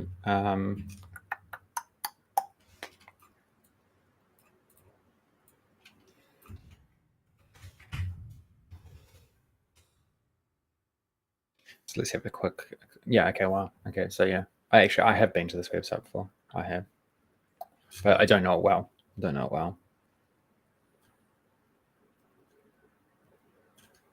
Wow. Okay. Amazing. So yeah, you can actually do some. I wonder what why can't it? Why can't it? Is there something like is it just quite advanced or?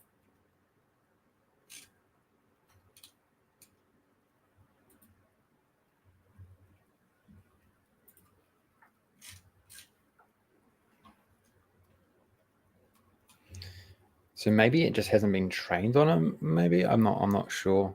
But yeah, these visualizations are cool. Very cool. Very cool. This really opens up a different world, doesn't it? Do you think that they're going to start building visualizations specifically for this environment? You got to think so. Like, better looking tables, better looking spark lines, better looking, like there's tons of different visuals you can create, right? Like, I mean, this shows a lot. Okay, it's not gonna do it. It's not gonna do it.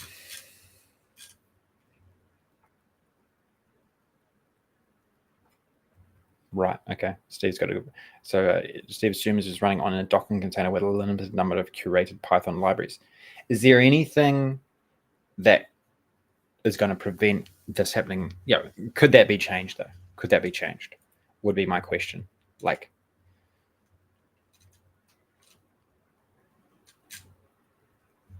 is that always going to be a limitation? Do you think, or is that something that could change over time? You got to think it could, right? I mean, it's just code, isn't it?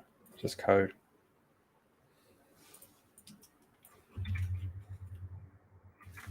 Can you run this code?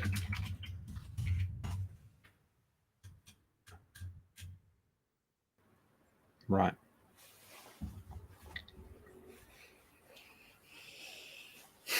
So I just copied and pasted some code. I wonder if it can actually run it.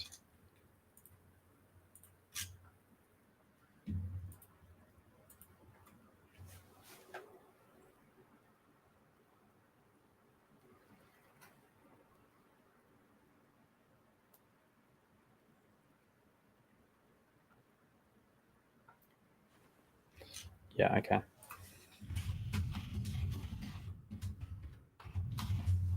Can you visualize it? Maybe not.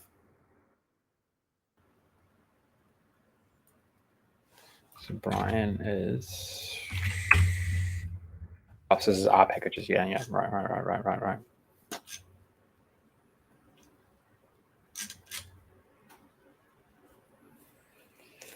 Yeah, it'd be interesting. It'd be interesting if you can easily call, if they can easily call R, or they can easily call Python based on the best visualization that you need, right? I wonder if it can do that. I apologize because the code did not produce a visualization because it appears that display would not be rendering directly in this notebook for bokeh. Is it bokeh plots? For a better experience of bokeh visualizations, recommend to run the code in a local Jupyter notebook. Okay, so we could do this. This is again the versatility, I think, is that you could do it in a Jupyter notebook. You could also do it in Google Colab as well. So let's give that a try. Like, I wanted to be a bit more versatile in this call. So Google Colab. Let's just run this code in Google Colab and see I've been using Google Colab more in the last 3 months than I ever have. Might need to just log in. Let's see if it can run there. Google Colab is you can use it for free. It's basically just like a BI notebook. I'm just going to go into my other account here. And I guess if you can't, new notebook. If you can't get it done in here, well, there's no reason why you can't get it done in here, right? Let's just run it here and see how we go. And this is where I think that versatility comes in, right? Is that you can do things in multiple places.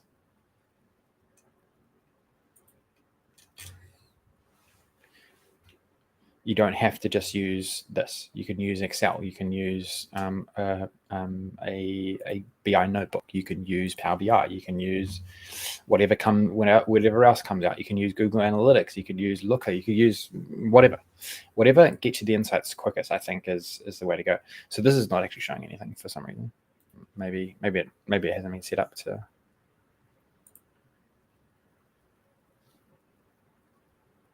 Maybe I'm missing something. I don't know. I'd probably have to ask ChatGPT why it's not working. I did also see actually that they are that they're putting basically the Google equivalent of AI into this. Yeah, Steve, see that they're going to have native integration. Like, so you'll be able to basically just be in here. It'll be like advanced data analysis, but it'll be in this environment, which is pretty game changing. You could install Boken on your local install and just call it from within Power Query. Interesting. Chris Green, prompt: delve into countries with comparable initial happiness indices and key such as social contributing factors. Analyze how these simulations diverge over time and pinpoint. Okay, Chris has got a really good. I really like it. Back to our data. This is hard. Like, this is hard stuff. Now, data set now. Okay, check this out. This is hard. This is hard, but a good one. Really good one. I love it. I love it.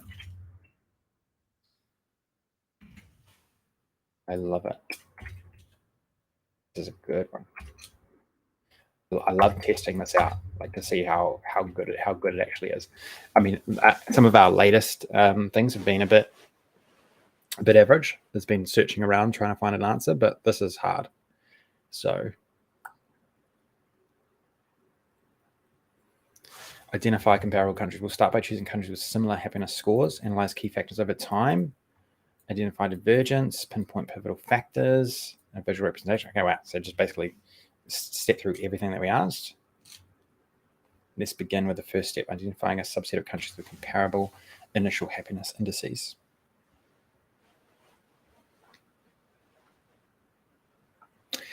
The other thing that would be amazing here is a bit more collaboration, right?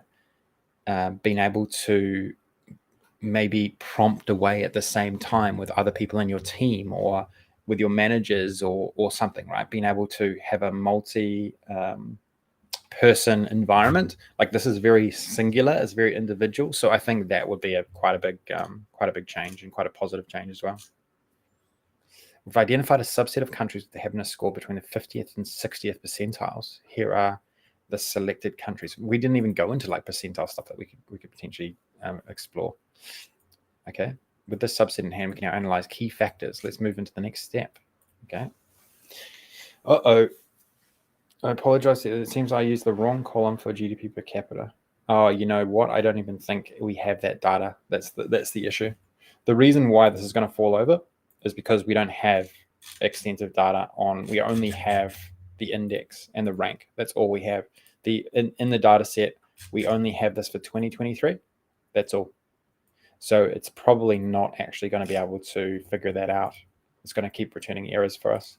So that's a data problem. It's not an AI. It's not a ChatGPT problem. Okay, I'm going to stop that because I know that that's not going to work. But a really good one. Like, to me, it seemed like I was going to do it. This didn't work out because we don't actually have the historical data.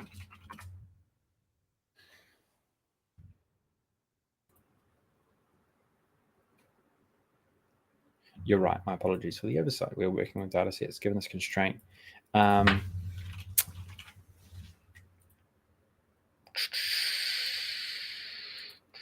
Cool. Okay. What else can we do? Let's go for another 10 minutes. That will be. This is quite a long one, but I just wanted to give ourselves a lot of space, a lot of time to be able to like go quite deep into this. And I know we haven't actually like used Power BI or Excel or anything else this time, but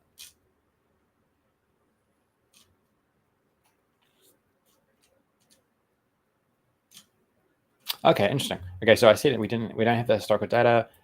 We are working on a data set aggregated over years, given this constraint, divergence in happiness scores over time, analysis for 2023. We can delve into the key contributing factors for these countries in the year 2023. Wow, okay. Let's start by visualizing the trajectory of happiness. Wow, okay, cool. The above visualization depicts the evolution of happiness scores from 2023 to 2013 to 2023. From the plot, we can make the few observations: stability and decline. Countries like Russia, North Cyprus, Estonia, Greece experience stable happiness scores. Significant improvement, Belarus and Nicaragua. Mixed trends, Libya, Turkey show a mix of up and down trends. Next, okay, it is hard to confirm that, I will admit, but still interesting nonetheless. Next, to delve into the key computing insights, we can create visualizations or tables. Okay, yeah. Okay, I mean, we could, but I think it's probably not going to be that valuable. It's just like 1 year's worth of data.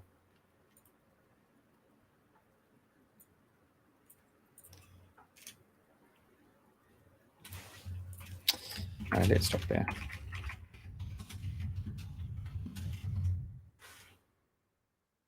What else? What else, Sam? What else are we thinking? What else are we thinking that would be really valuable here?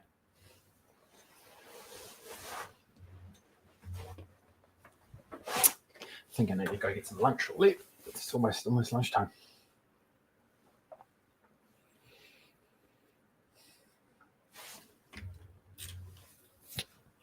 Cool. Okay. Well, I think there's a few dropping off now anyway. So maybe we can actually round off. Now, watch out watch out for my submission. My submission in here. I'm gonna update this shortly. This will be in the in our challenge area within the forum, and check. Yep. Get involved. You know, you are not restricted to doing things one way anymore. You know, we want to build the most versatile data professionals out there, right? Like that is our like goal now. There is just so much change happening, and we've got to we've got to move with that change, and highlight the latest and greatest things that you can do in combination with what you could do historically.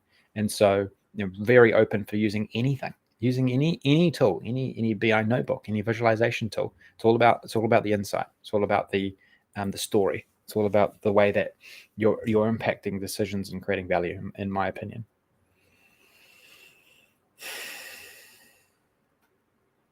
Yeah, Steve makes a really good point, and I think this is so true, is that there is a context window. So it can't, like, if you have a really long chat, it cannot remember, like, in theory cannot remember everything that happened. Like, this is a very long chat of quite extensive work, so it doesn't remember everything. So maybe that will improve. You know, I think earlier there was a thought that it could go to 1 million, and I think like that is one of the most pressing issues with some of these, and where the huge value, like the value in these tools, I think, goes up exponentially if you can increase the memory, if you can increase the context. Because imagine if you could just remember what happened 2 years ago, or what happened, you know, from the beginning of time. Of a data set, or of a conversation, or on your email, or just anywhere, you know, your search history, your whatever on your data sets. And I think that's kind of inevitable. I think they're all probably racing to achieve that, right? And so that's going to exponentially improve, I think, a lot of the things that we can do with AI, but obviously improve this as well. One of the things, by the way, that we do, this is how we try to, we don't, like, if you haven't used our bot already on Enterprise DNA's website, this is ChatGPT integrated into our platform. This what we do with our AI is, can you teach, you create a learning plan for the Python package. What we do is that we actually, every time a new conversation starts, we create a summary of what has been discussed previously. So we don't actually feed in every single conversation word for word. We just do it bit by bit. We do it, and then we summarize what it was before, and then we throw that summary with the new question back to the API to try get a context window. It's nowhere near as much as this, but that's sort of how we've, and maybe that will be the answer, right? Like, do you need to have every single word in a conversation be fed back through to comprehend the next conversation? Could it just be a summary of a summary of a summary? Yes, there would be some degrading, I think, in terms of the summary that would be sent back, but you've got to think that's probably somewhat what they're potentially doing, right? So when I ask another question here, it's just going to create a summary of the prior conversation as well as adding my new question. Okay, what is the best place to start with this?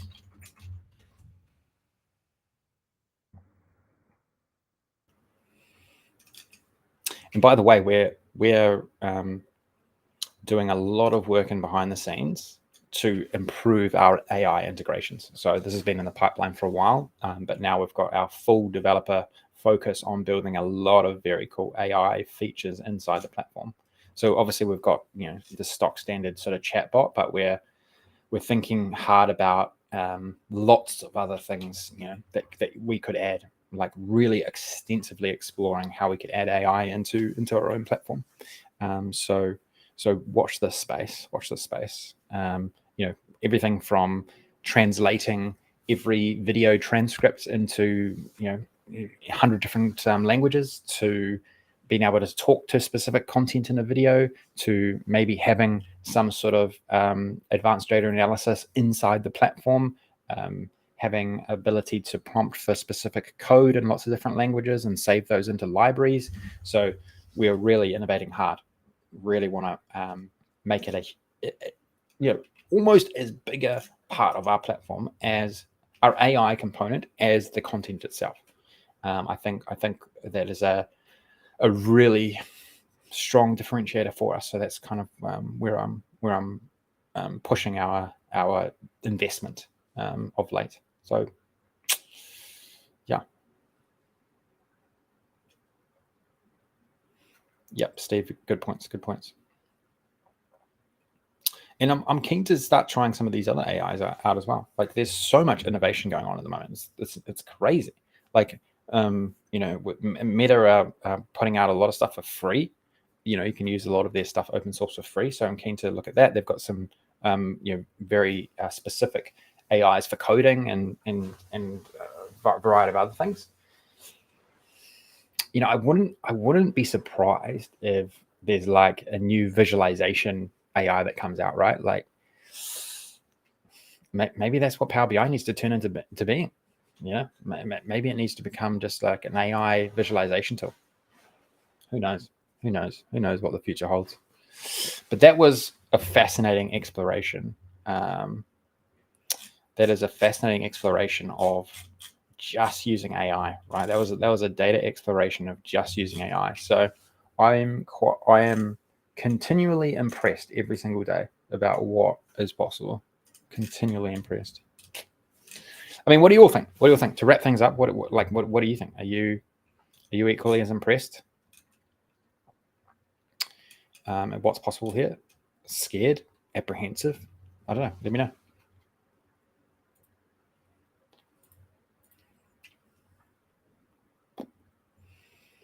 Yeah, and don't forget to also check out some of our latest courses as well. There's some really good stuff that we're putting up now and in the future. I'm working on a number of different short courses. We've got machine learning models in Power BI, data science, data literacy, LangChain. LangChain's the AI agents. Whilst I wouldn't say I'm an expert, it sounds like it's going to be huge. It really does for a lot of the reading and viewing of sort of videos on it that I'm seeing. Probably not ready for prime time in a lot of cases, but there's a lot of effort and energy going into really extending a lot of these AIs from prompt to actual action, which is super exciting. So we'll really be on top of that going forward as well. What else? What other content do you want to see? Let me know. In this new era, we're open to content. We are very open to new and interesting content. What do you think? What do you think would be really interesting for yourself and also for those around you? What do we need to learn in this new era?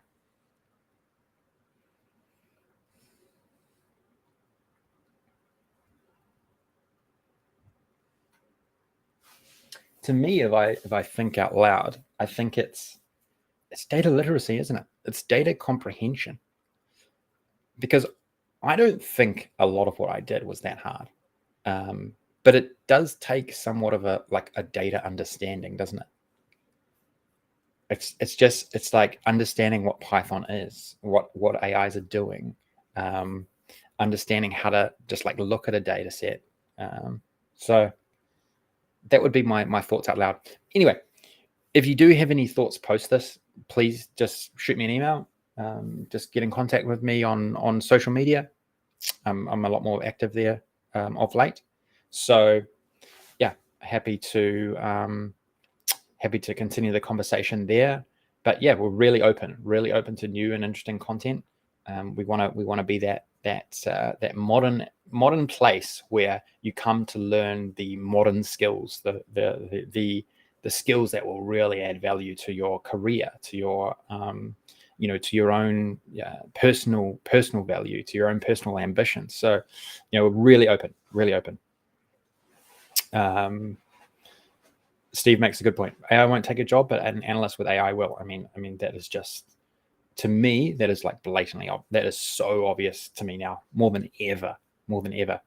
I am personally so much more powerful in my own analytical abilities, and I would have said before that I was reasonably good at analysis, at data analysis, but now I think my abilities have skyrocketed. Gotten so much better. I happily admit I didn't really know much about regression analysis and how you would actually do that and how you would actually implement that. But now I feel relatively confident, right? I know that I can come back to here and just get a really good sense check. I can get good overviews. I can get good learnings about how to actually do it, and very quickly too. And so I think that's the same for anyone. It's got to be, right? Got to be. Okay, so look, great session all. I know this is a little bit different, but yeah, let me know your feedback now. Let me know your feedback later. But I really enjoyed it, right? I really enjoyed it. This is an inflection point in what is going on in the data space, and I want to be personally at the forefront of it. I want to highlight that to everyone who wants to listen, and really elevate. This is a chance to elevate your personal skills, your team skills, like you just wouldn't believe. And I just want to shout that as much as we possibly can. So yeah, I'm keen to do this again, keen to do this more, and yeah, keen to get you all involved in the conversation further on down the track as well. Okay, I'm going to round off. Thanks again. Thanks Brian. Thank you, Steve. Thank you, Keith. Thank you, all those who mentioned something in the chat, and for all those tuning in. Yeah, watch out for some more sessions coming up, and we'll do some similar things, and look, take things even further, take things to another level. I really want to inspire you around all those things that can be done now.